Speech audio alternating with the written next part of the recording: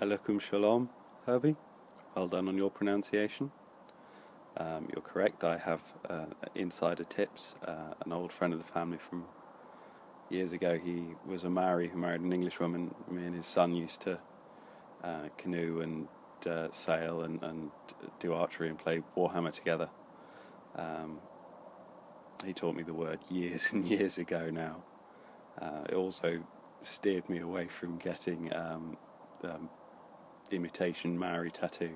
There was a chap walking around Norwich who had a Maori tattoo on his chin, and he clued me in that it was, strictly speaking, a girl's tattoo placed there.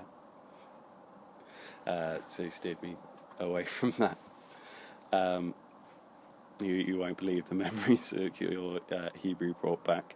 It's quite nice. Had me singing an old song and looking up and seeing if the tune I remembered was the right one. Your pronunciation was very good. Not quite my Ashkenazi/Norfolk pronunciation, but it's very varied through Jewish communities across the world. So it was well done. I'm going to call this part 3. For those who haven't seen them, links to part 2, part 1 and Herbies Channel below. I'm going to call this part 3A because I'm kind of splitting the discussion now with the questions you raised. We're sort of splitting off into I'm going to call it sort of morals and miracles, this one. And the other one will be death and wonder. Which are rather fanciful titles, but I kind of feel that's the directions I'll go. I don't know when I'll get round to doing 3B, but this one is morals and miracles. Morals are what made me challenge my emotional feelings about belief in God, and it really ties into miracles. The first part is we got to picture me as a love-struck 16-year-old. First girlfriend, first love, been going out for a few years, and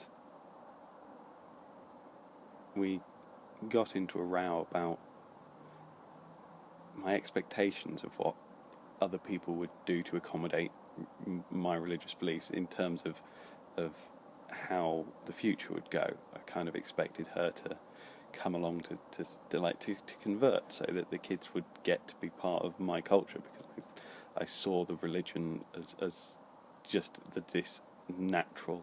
Who wouldn't want this?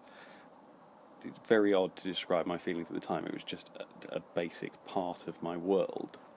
It was essential to who I saw as myself, and she challenged me because I wasn't ultra-orthodox. I'd been thinking about things like that, but I wasn't a strict, devout Hasidim or anything. And we were certainly doing things not kosher.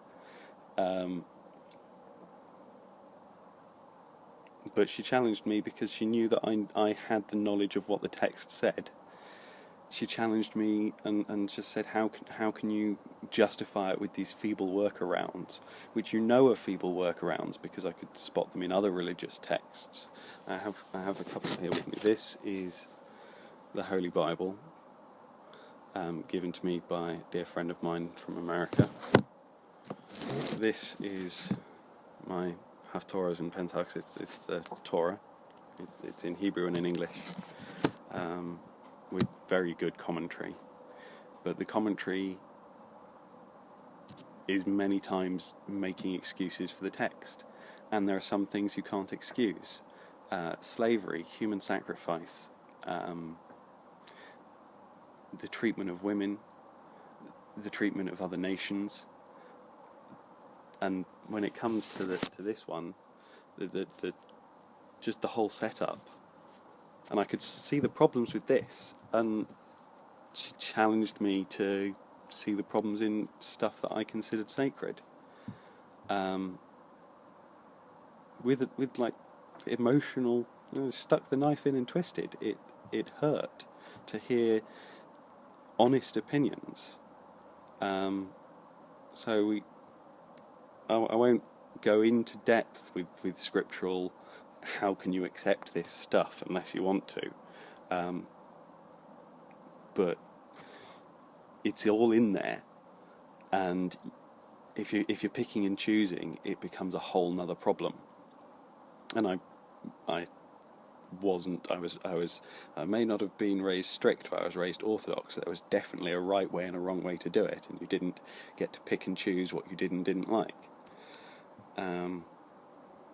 Which meant I had to choose to reject it or to stop being as moral as I thought I should be. I would have to make the moral decision. Ultimately, it came down to the problem of evil. And it is quite an old problem, and it's been around since the time my ancestors were sacrificing to Yahweh, and the Greeks were sacrificing to Zeus, and a Greek philosopher called Epicurus framed it quite nicely.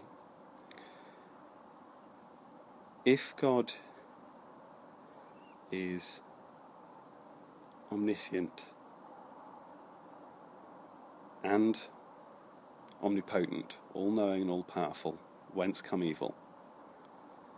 If God has the power to stop evil, but not the moral goodness to do so, he's malevolent. If God has the moral will to stop evil, but doesn't have the power, then he's not omnipotent. If he has both the power and the will, whence come evil? If he has neither the power nor the will, whence is God? I've mangled that horribly. You can look it up, I'm sure, and read it much nicer than I've said there. But that's essentially it. And this fundamentally robbed me of my idea of a controlled universe, really, accepting this. Which is kind of liberating in a way, because the universe doesn't have to be this way. We can make it better.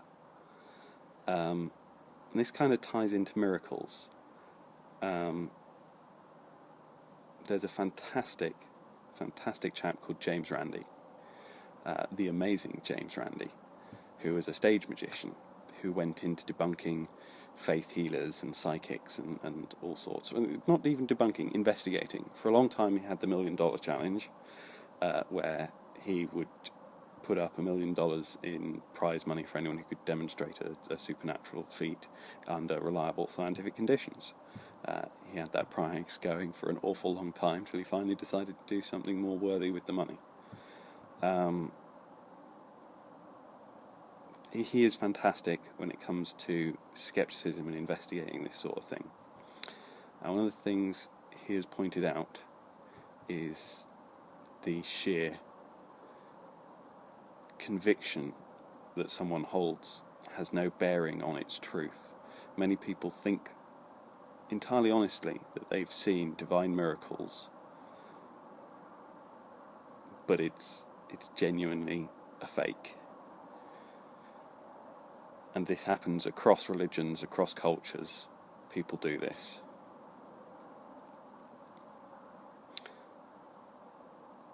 So, although I think these people you're hearing miracle reports from, you should still consider them trustworthy, you should consider it trustworthy reports as I thought I saw this. Like someone coming back from a magic show, what they thought they saw probably is not actually what occurred. The miracle problem ties into the problem of evil, because if you have a God who can do miracles, the question is, why doesn't he do the worthy miracles?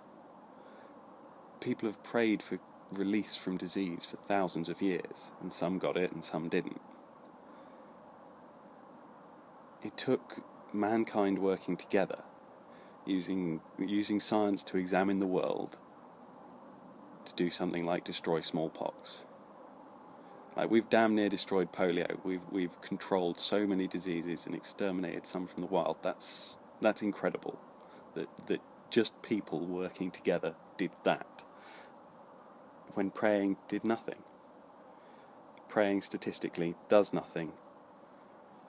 Miracles don't occur. Statistically unlikely things occur all the time, but miracles you won't see.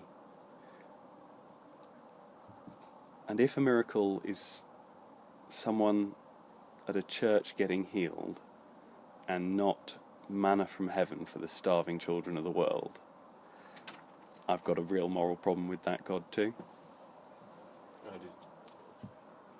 So I'm going to sign off there, Herbie. Let me know if they've raised any more questions or if there's anything you want me to elaborate on. Have a good one, man. Bye, YouTube.